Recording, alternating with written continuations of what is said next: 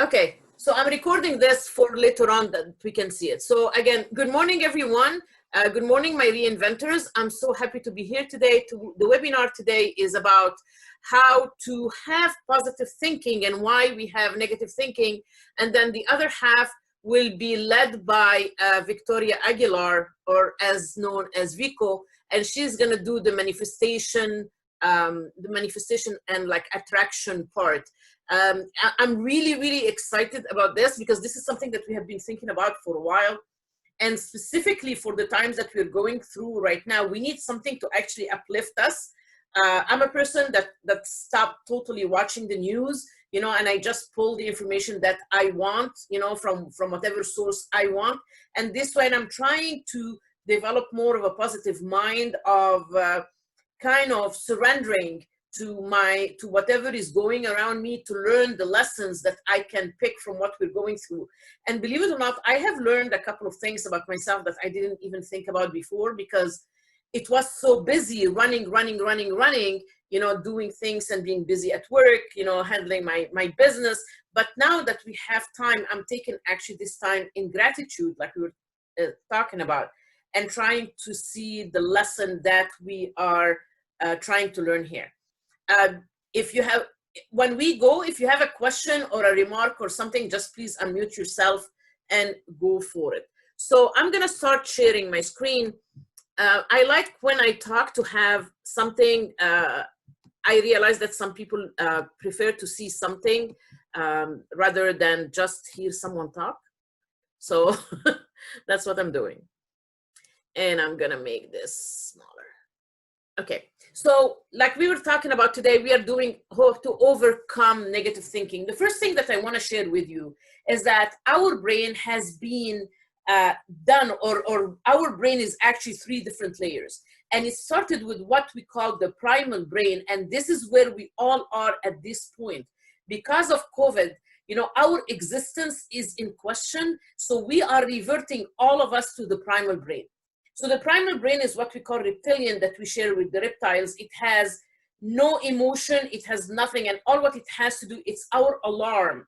And there is a piece of it or a little gland in the back of our head that's called amygdala. And this is what regulates what we see as danger, either it's real or perceived. And it's the one that sends the alarm to all our brain. We're gonna talk about it more during now. So the first part of the brain was the reptile, then the second part was the mammalian, and the mammalian part on top of it is basically our emotions, and it has our empathy and all that. And then the third part that covers the whole brain is what we call neocortex, or it's the part of analytical thinking that we have. The most interesting part of that is that the 3 parts of our brain, which is like the physical part or the reptilian that goes fight, flight, or freeze, and then the emotional part that is the mammalian, and then the thinking part that the neocortex, never get along. They're always fighting each other for dominance. And that's why sometimes we hear, like, my heart tells me to do this, but my brain tells me against it. That's why. Because every part of our brain is trying to take over. So emotions were the first thing that were formed within our brains. And we share that. We share with the animals and first humans, basically, that we depended on our emotions for survival. But it was mainly fight or flight, because since the caveman, our brain never changed. It stayed the same. And that's why we still have that idea, though our life changed, that we are chased, that someone is trying to take our resources, so we have to defend ourselves constantly. So when we understand the root of the emotions, we can actually use them to our own benefit. And to go to positive thinking, the best thing to think about is that optimism. Optimism, and we're going to talk about it in a second, is the best thing. So if you ever try to think that, I'm not good enough, something is wrong with me, people will make fun of me, or I will never find love, or I will never win anything, or I don't have enough money or enough resources, let me tell you something, you're not alone. At a certain time, all of us go through that. But the sad part is when people are so pessimistic, like, for example, they win the lotto and they win millions, and the only thing that they think about is, oh my God, I'm going to pay taxes, instead of enjoying the millions of dollars that they got from the raffles or from the lotto. Or someone that is actually graduating from Harvard or Stanford, and this is like the biggest thing that someone can think about if they are into education and into degrees, but all what they think about the day of graduation is that that there was no sun and it was a cloudy day. So these are people that insist on just staying in that negative environment. Again, if you have negative thinking, you're not alone. Why? Because this is how our brain is wired. This is our default. It doesn't take any effort. It doesn't take any resources from our brain to go to the negative side right away, because it's our defense mechanism. Our brain first function in life is to protect us. And we all suffer from what we call negativity bias, meaning we believe in something that is negative, and then we find all the reasons why we are correct. And we give more weight to our negative experiences, like if we fail or if we are scared or just bad news, we give more weight than to the positive. Like, for example, what we're going through right now, we are going more weight to people that are getting infected or people that are dying, rather than the weight of people that actually are healing and are recovering, and are going back home, and I'm not diminishing anything that has to do with people getting sick or even dying. That's not what I'm talking about at all. My heart goes to that, but I'm saying that we need to find some balance in our life between positive and negative. We dwell about what other people do wrong, and we keep them in that box where they did wrong. Do we know why? Because we judge others based on their action, but we judge ourselves based on our intentions, which is not really fair. And that's why whenever something happens, I learned to like kind of do a hard stop for 30 seconds before I even judge something. And usually that takes me away from judging, and it brings me to my thinking part of the brain, where I can actually balance whatever I'm seeing in front of me. Is it someone that just did a misstep? God knows I have many of them. Or a mistake, or it's a pattern of that personality. But we need to give people that space of benefit of doubt, and don't judge them right away by their actions, because at the end, when we are judging others, we are actually judging ourselves. So the negative thinking affects our self-esteem, and our performance, because let's face it, negativity doesn't take anyone anywhere. So optimism here is basically hope and confidence about the future, about the successful outcome. Like, I'm a person that sees a glass always half full. Call me dreamer, call me an optimist. And maybe because I'm a Libra, that I always see a silver lining around the clouds. I don't know.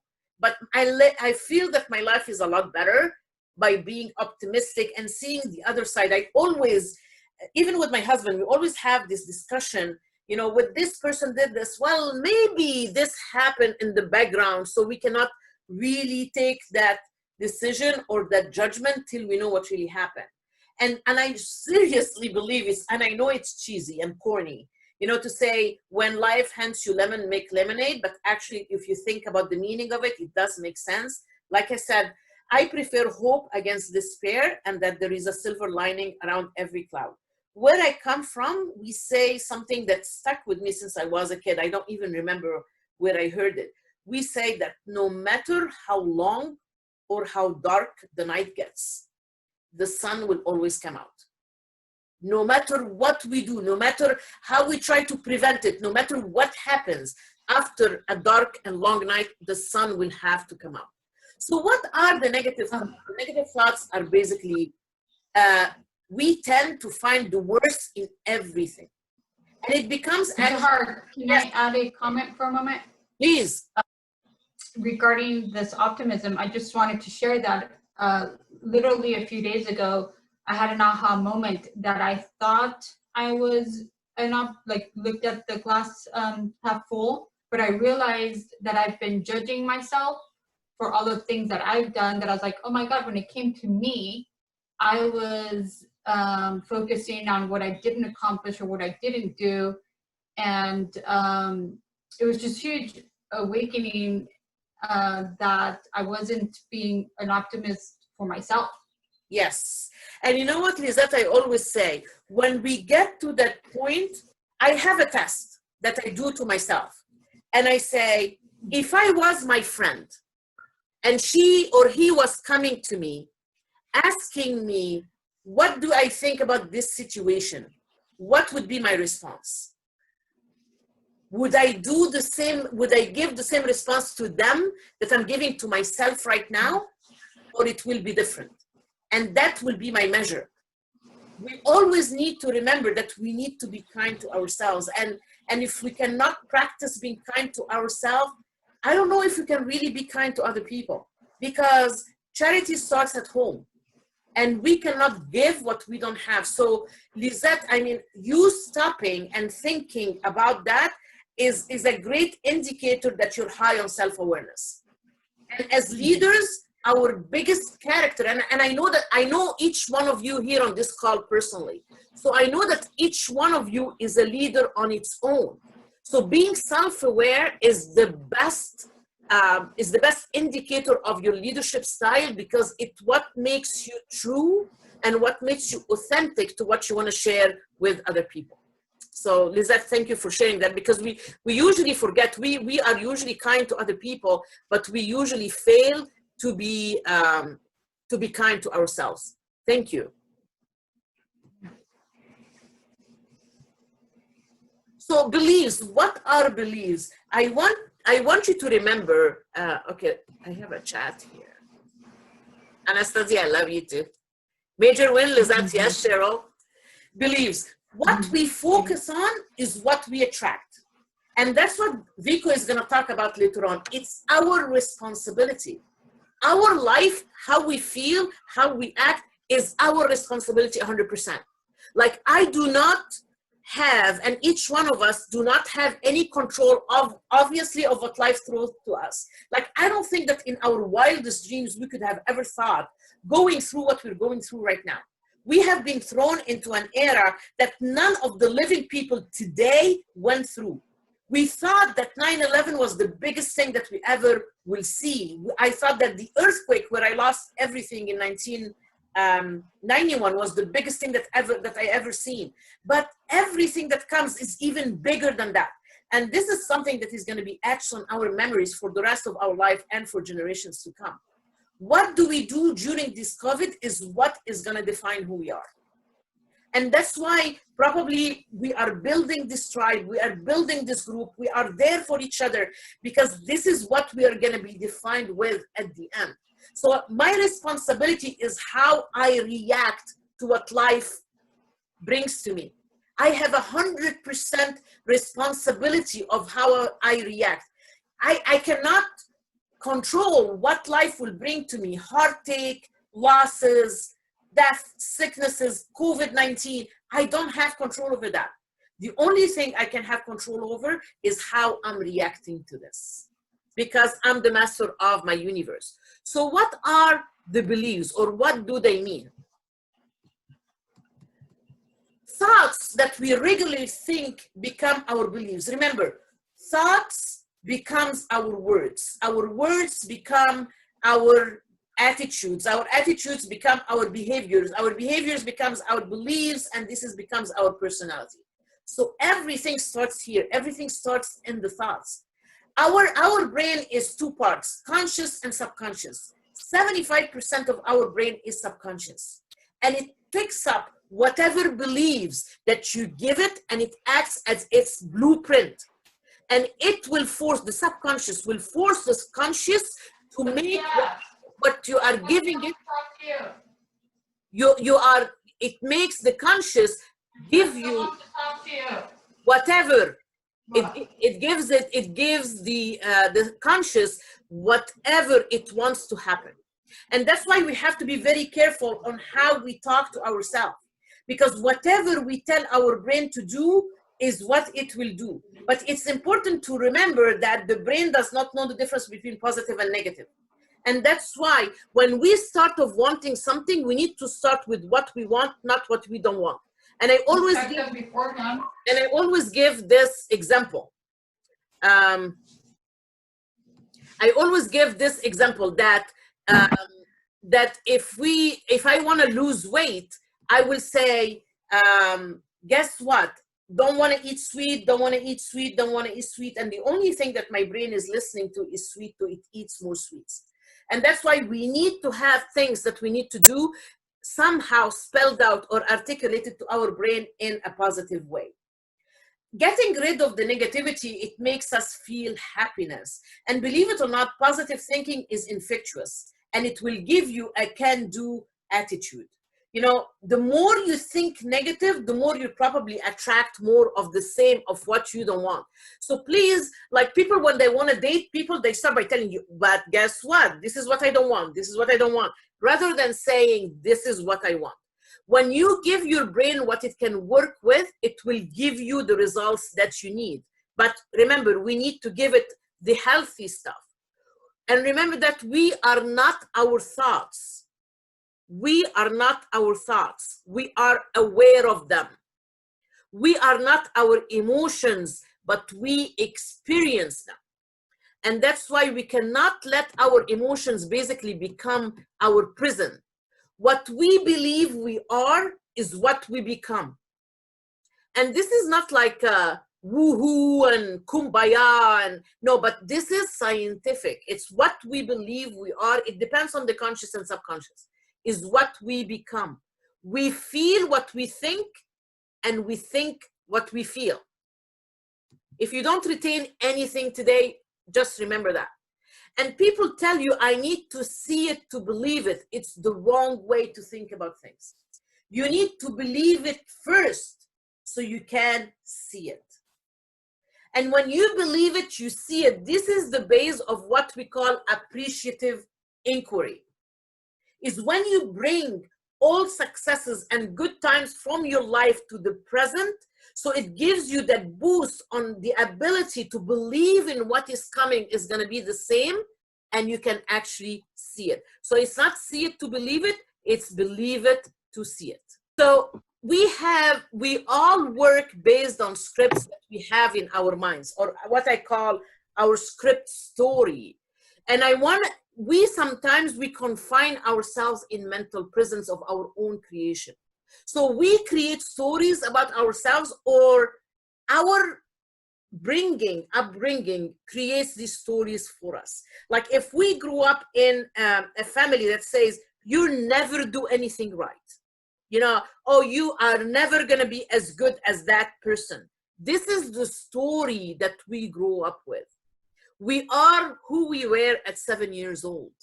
And that's where all the issues that we have actually lie. And that's, if we want to solve them, this is where we have to go back.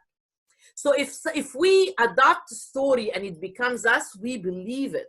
And it becomes ingrained in our brain, and it becomes automatic response. So whenever we are triggered of something that looks like that, we bring it to our relationship when we grow. So if I hear my partner, my significant other, my spouse telling me something that brings me back to when I was a kid and I was told I was not good enough, I react to the person and not really to what triggered me. And that's what actually caused the problem, the script of the stories that we have. And it keeps us, it's actually a self-sabotage or a blockage that we have, but it also keeps us from advancing and flourishing. So we have to face our fears and stop saying, I can't do this. Confirmation bias, believe it or not, is when we believe in something and we keep looking for proofs that confirm what we say and ignoring everything else. It's unintentional. So we try to confirm whatever we see around us to actually prove what we have rather than negate this. So the stories that I told you before, or the script, is this. So in certain countries where they used to adopt elephants and as babies, and make them grow or whatever. When they were little, like little baby, these cute little elephants, they used to put like a small thin rope around their leg with a spike on the ground. So because it's a little elephant, it tries to pull its leg from the rope, but it wouldn't move because they are like basically have that spike in the ground. So it limits their mobility. So they do it few times or few days, and then they realize that there is nothing they can do that will free them from there. So that's what they stay with, or the confirmation bias. Believe it or not, they grow to be tons and tons of weight, and a small thin rope around the leg in a spine on the ground will prevent them from moving away. So this is how we carry confirmation bias with us. So the shift now, how do we shift? The fear is based on reverse engineer. So we look at what doesn't work rather than that works. So instead of telling ourselves, and this is something that I use, is like, what if this happens? I shift into my mind and I say, as if it happens. That shift, the power of words, that shift of what if to as if will change the pathways of whatever comes to your brain. And it's exactly like saying, you know what, I have never won a lotto ticket. That's negative, but we can tweak it to positive and say, till now. I was never able to do this till now. And that will take us from the negative to positive. So the positive thinking can actually become a self-fulfilling prophecy, exactly like the negative thinking. What we expect can often happen. So the positive thinking is actually based on positive action, positive habits that will give you positive results. We can look for lessons from the challenges, like whatever happens, we look for what the universe is trying to teach us. What is the lesson that we need to learn from here? So to change yourself, these are a few things that I put together. Remember that you're always in control 100% of your reactions. You need to forgive and forget. Some people tell you, I will forgive, but I will never forget. It's exactly like drinking poison, waiting for the other person to die. So I have something, I learned it somewhere, I can really remember, so I cannot take credit for it. I say, don't curse it, don't rehearse it. Don't curse it and don't rehearse it. It just, whatever happened is part of your past. So you need to forget, not forget that it happened, learn the lesson and move on and forgive, because at the end you are forgiving yourself for what happened. When you don't take no action, you become complacent. So live in the moment, like we said. Remember that everyone is human and we all do mistakes. Persist in what you're doing. Persistence is what will drive you to success. See the good in people. Like sometimes someone will tell me about a person that I know that tells me, oh, you know what that person did, or that's what they said about you. And I'm like, I'm sure they did not mean it that way, because I know that person and I know their pattern. Always give the benefit of the doubt to people, because I sure want people to give me the benefit of the doubt. So I give to people first what I want to receive. I teach people how to deal with me. And that's what I do with respect. And that's what I do with trust. And I don't mean respect putting someone in a pedestal. And I don't mean trust to give someone my keys and my ATM, my keys to the house and all that. But it's about giving them that rope, because at the end, if that rope is too loose and they are not worthy of it, they will hang themselves. Because I am in control. I respect others because out of respect to myself. And I trust others because I trust myself. And I know at any time I can pull that away because I am in control. And I teach people at the same time how to deal with me. And I come from a cultures where trust and respect are earned, are not given. But I learned through the years, I got a lot better results giving that basic level of benefit of doubt, and that basic level of respect to others, 80% of the time, and it's a great result, it becomes positive, if not even more. Be of service to others and be kind. If you have toxic people in your life, get rid of them. Get rid of them. Continue to grow and evolve and act as if anything is happening right now in the present. And this was my presentation for the positive. So I'll